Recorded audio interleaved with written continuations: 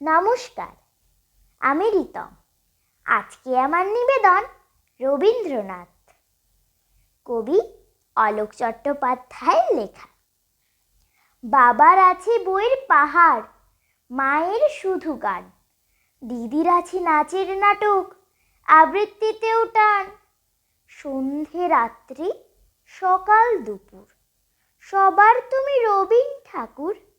আমার কথা কেই বা শোনে, বলছি কথা নিজের মনে। জানি তুমি মস্ত বড়, ওই যে ছবি দুলছে মালা, মেঝের উপর প্রদীপ জ্বালা।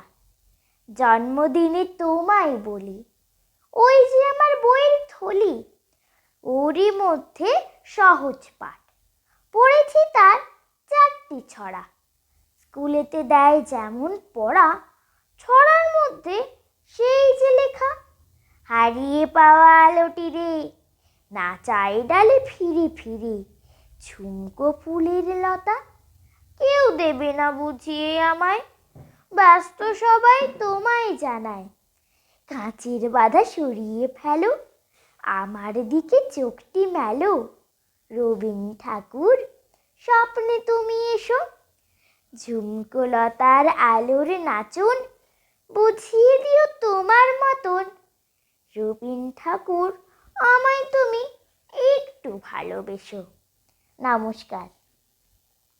আমার আবৃত্তিটি ভালো লাগলে এই ছোট্ট রিতমের পাশে থাকবেন, আর রিতম এক্সপ্লোরার চ্যানেলটি সাবস্ক্রাইব করে দেবেন, আর লাইক, কমেন্ট, শেয়ার করতে ভুলবেন না।